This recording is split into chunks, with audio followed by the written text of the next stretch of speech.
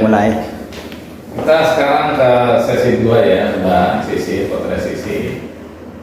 Gini, Mbak Sisi, ada yang bilang, ada statement bahwasanya perempuan cantik itu tidak pernah bersedih karena dia selalu mendapatkan pujian dari seorang laki-laki, cowok gitu. Apakah demikian, Mbak Sisi? Kalau dari menurut saya ya Pak, menurut saya pribadi, cantik yang sesungguhnya dan cantik yang sejati itu adalah inner beauty kita, Pak. Inner beauty kita yang terpancar melalui sikap dan akhlak kita sih, Pak. Gitu. Saya pernah diberitahu ya Pak, oleh dosen FKIS yang panutan banget bagi saya Pak. Dosen itu dia menyampaikan percuma kalau kita punya wajah yang glowing, tapi kita nggak punya akhlak ke orang yang lebih tua atau bersama dan akhlaknya itu nilainya 0, itu tidak ada artinya punya wajah cantik, punya wajah glowing, tapi kalau memang akhlaknya dan inner beauty-nya kurang. Jadi menurut saya cantik yang sejati itu dari dalam, dari inner beauty kita kemudian terpancar melalui sikap dan akhlak pribadi kita. Seperti itu ya, kalau menurut saya sih Pak. Terus tadi Bapaknya nyampaikan apa Pak? Senang dan tidak pernah bersedih ya. Kalau ini orang cantik bukan manusia biasa ya. Manusia luar biasa. Udah kayak bidadari aja ya Pak. Kalau menurut saya itu cantik itu mungkin sering dipuji ya. Kalau dideketin banyak cowok ya juga iya. Gitu ya Pak. Saya tidak menutup kemungkinan ini ya Pak. Kemudian tapi cantik itu menyakitkan bagi saya Pak. Ada yang berkata cantik itu enak. Cantik itu berisiko. Beresiko banyak Pak. Menyakitkan juga, beresiko juga ya Pak. Resikonya lumayan ya Pak. Dari sering digoda-godai gitu ya Pak. Selain itu. Berarti yang jelek-jelek harus bersyukur.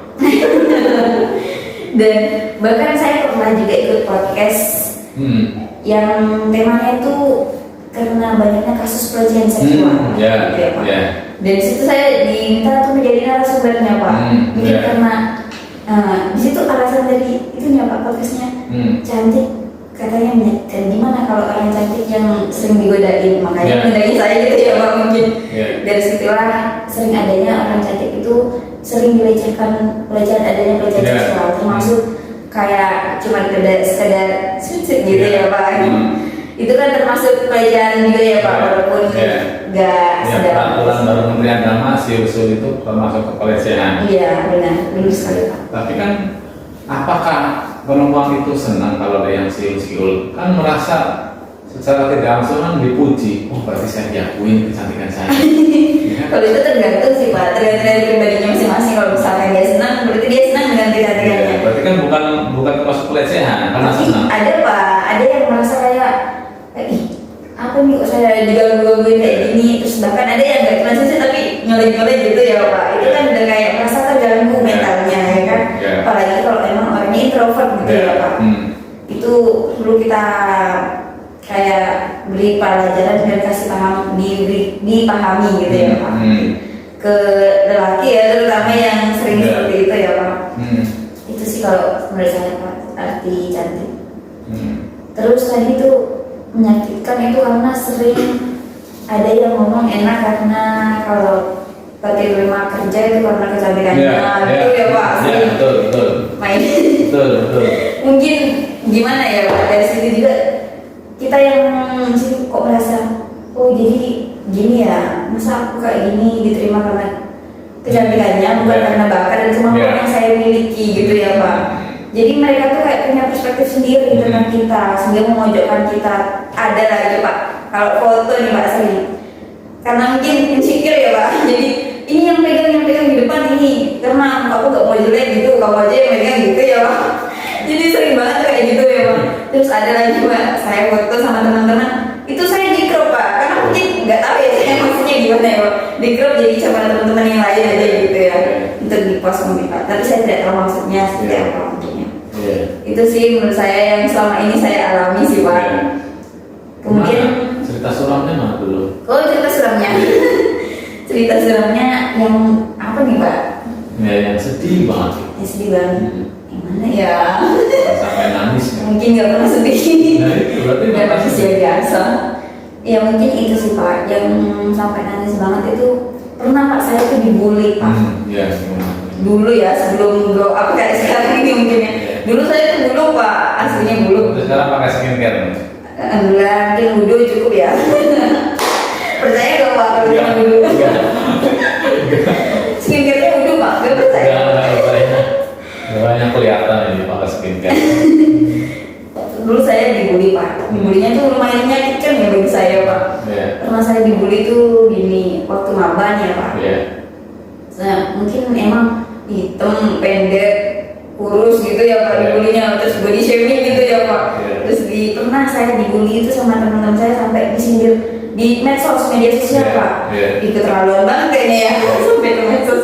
Waktu itu zamannya Facebook juga kan ya, di Facebook itu di scroll gitu Pak, langsung ih apaan orang sok-sokan di post foto saya, post foto di Pak, dibilang sok-sokan bahkan sok-sokan banget, orang hitam, kecil, kurus gitu kan ya Pak. Terus ya udah Pak, saya di situ merasa kok bisa ya ada orang kayak gini sejahat ini gitu ya Pak. Selain itu pernah juga Pak, saya dibully di medsos, saya juga sering dibully secara langsung gitu sama teman-teman saya. Itu pertama kali saya di Madura ini Pak. Kan sebenarnya saya di Papua ya. Kalau di Papua udah biasa kali ya ngomongnya kasar gitu ya. Kalau di Madura ini saya kenal baru, lingkungan baru kok langsung main dibully gini ya Pak. Terus saya langsung pernah saya bawa surat lamaran kerja tuh Pak. Terus kamu lamar kerja, bilang iya kenapa? Gitu kan. Kayak dramatis sekali ya Pak hidup saya ini. Langsung saya tidak terima, langsung dapat penolakan, gak mau pulang ke rumahnya, langsung ditolak kalau kayak gitu penanggulannya gitu Pak. Padahal saya rasa saya sudah mencoba terapi ya Pak, pakai batik Pak. Tapi mungkin karena bulu atau gimana ya saya nggak terima kerja gitu Pak.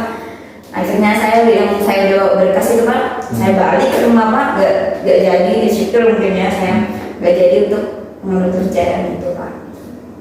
Udah dari situlah saya mungkin pembalasan dendam ya Pak, mungkin saat ini alhamdulillah saya bisa sampai di titik ini. Mungkin orang-orang yang dulu bully saya bisa melihat saya sampai di titik ini.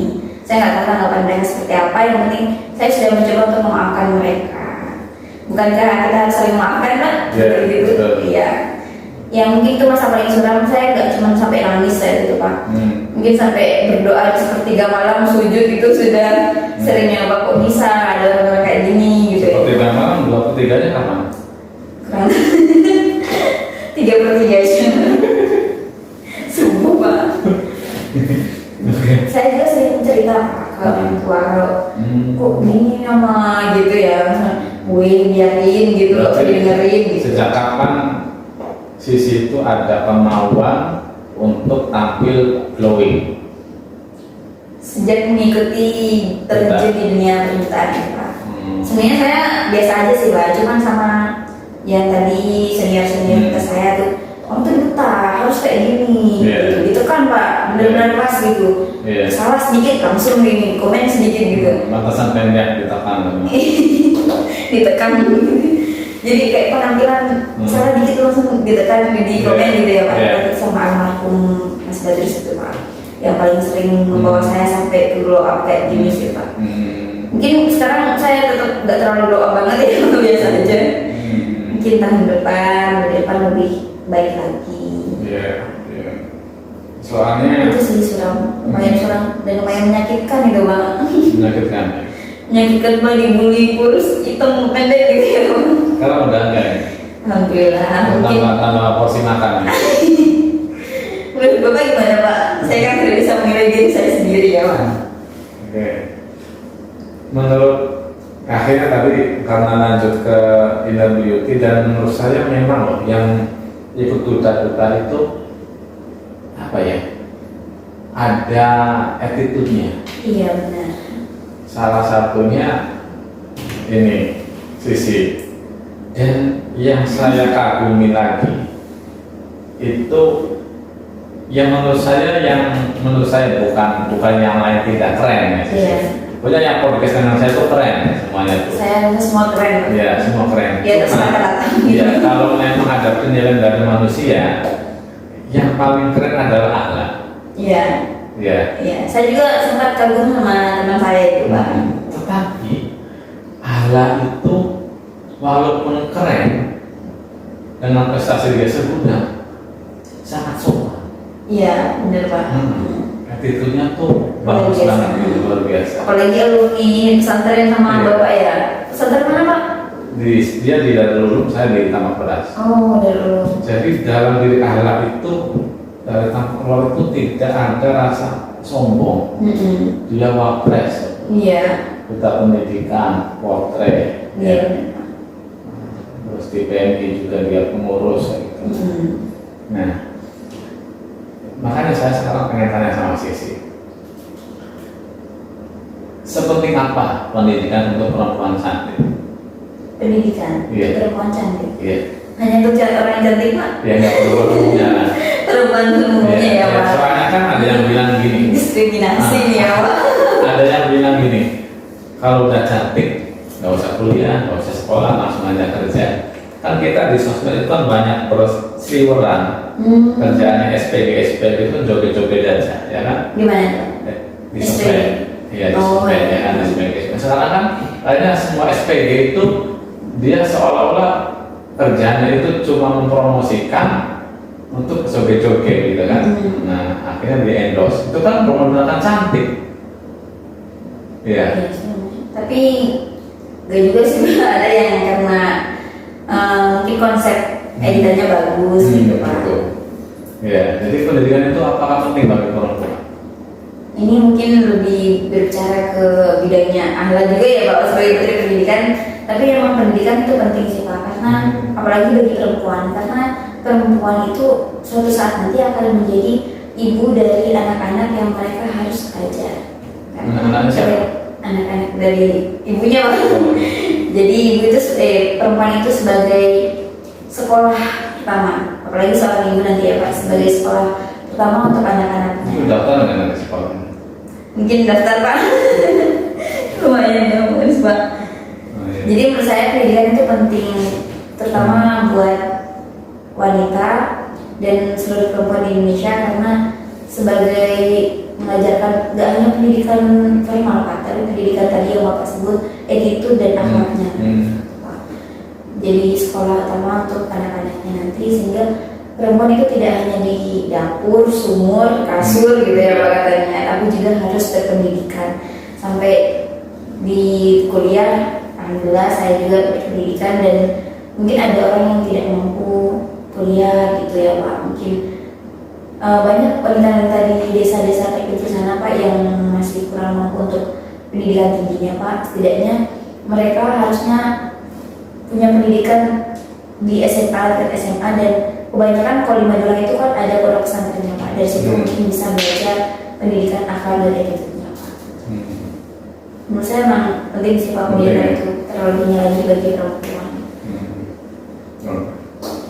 Sip, mantap. Oke, kita ke sesi 3. Ya. Ini nggak dijeda dulu Pak. Enggak, bisa ini. Enggak ya, Pak, enggak usah apa-apa. Oke. Ke sesi 3. Adakah hal lucu, hal konyol, peristiwa konyol yang pernah dialami oleh Sisi? Hal konyol Ya. apa ya? Gak terlalu banyak ya Pak. Mungkin pasti ada lah, setiap manusia pasti ada ya Pak yang lucu dan hal konyolnya. Yang saya alami itu pernah saya tuh ini Pak, saat mendaftar di MKI itu Pak, saya itu orangnya bimbang gitu loh Pak, kayak belum pasti dari iya atau tidaknya itu saya belum bisa memutuskan dengan cepat dan tepat Pak. Jadi dari hal konyol yang mungkin bagi saya itu bercanda, padahal itu bisa menguras ekonomi dan keseriusan gitu ya Pak, berakhir ke keseriusan juga Pak. Jadi dari hal konyol yang saya hanya iseng-iseng nih Pak, iseng-iseng tidak konsisten namanya Pak. Jadi dari situ saya pernah saya kehilangan uang 2 juta gitu Pak, gara-gara hal konyol itu Pak. Apa itu? Jadi saya itu daftar Pak yang betul bertabrakan dengan itu Pak. Kemudian saya iseng Pak untuk mencoba mendaftar gitu ya Pak.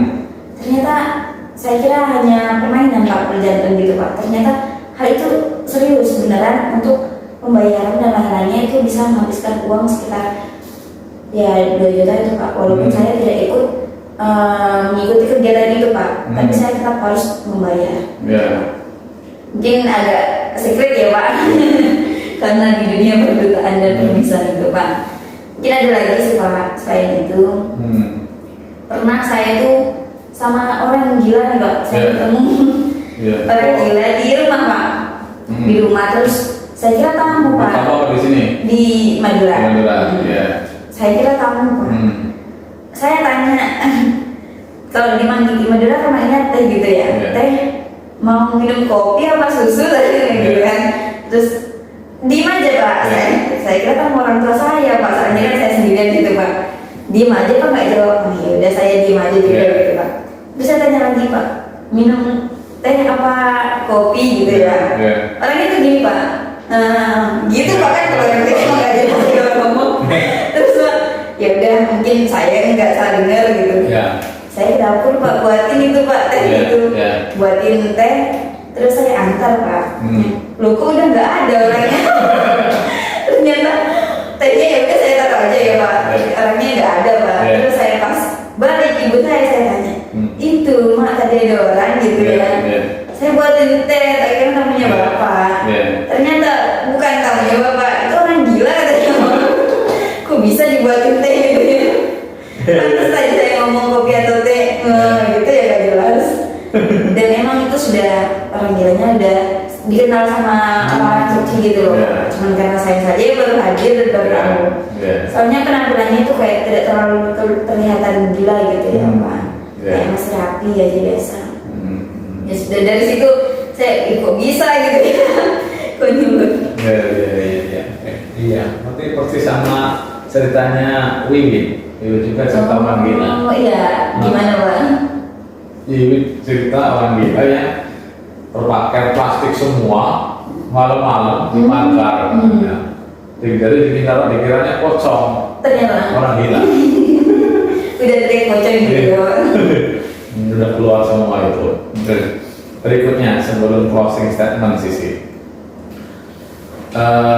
kasih pesan untuk mahasiswa UTM dan seluruh mahasiswa se-Indonesia. Quotes dari Sisi. Ini terkait apa ya Pak? Apa aja ya? Motivasi, motivasi atau inspirasi, silakan. Iya, menurut saya jangan pernah takut untuk mencoba, jangan pernah takut gagal, apalagi untuk insecure zaman sekarang ya Pak. Kita perbanyak bersyukur, lawan rasa insecure dengan perbanyak bersyukur dengan apa yang kita miliki, kembangkan. Nah, jika kita dipilih, maka jika kita memilih, maka pilihlah yang terbaik, dan jika kita dipilih, maka jadilah yang terbaik. Jika kita memilih, pilihlah yang terbaik. Jika kita memilih, pilihlah yang terbaik. Dan jika kita dipilih, jadilah yang terbaik. Itu ya, ya keren sih quotes-nya. Lebih keren Bapak sih Pak, Mr. O. Mr. O apa? Namanya Bapak. Nama Awesome. Awesome. Gitu ya. Apa itu? Awesome, luar biasa. Awesome. Awesome. Saya rasa itu dari bahasa Inggris. Iya. Itu asalnya awesome. Gitu ya Pak. Closing statement. Menurut saya, karena podcast bibir manis, menurut saya pemilik bibir manis adalah siapa pemilik bibir manis menurut saya? Menurut saya pemilik bibir manis adalah istri saya, karena istri saya selalu dari bibirnya lah selalu keluar doa untuk saya. Sekarang, siapa pemilik bibir manis menurut potret Sisi atau Miss Hijab Sisi? Kalau Bapak pemilik bibir manis tadi adalah istri Bapak, karena dari bibir itu sering terkeluar doa-doa. Tapi menurut saya bibir manis di hidup saya tentunya seorang ibu dan seorang ayah. Karena doa ibu itu sangat kuat sekali untuk diijabah 3 kali lipat dibanding ayah. Dan dari seorang ibu juga, dari doa-doa dan bibir manis ibu saya bisa sampai di titik ini, saya bisa sampai di seperjuangan saat ini. sama seperti bapak ya Pak. Bibir manis adalah istri bapak dan bibir manis menurut saya adalah seorang ibu. Tadi ada kaitannya juga dengan perempuan. Itulah arti yang penting pendidikan buat perempuan. Karena suatu saat kita akan melahirkan anak-anak baru, generasi bangsa, generasi Indonesia yang lebih cemerlang lagi. Dari situlah kita perlu pendidikan itu. Jadi pemilik bibir manis adalah seorang ibu. Keren, luar biasa Sisi. Iya, makasih Pak. Lebih luar biasa Bapak ya. Kenapa saya luar biasa? Sudah ada bibir manis. Oh, iya. Kreatif sekali Pak.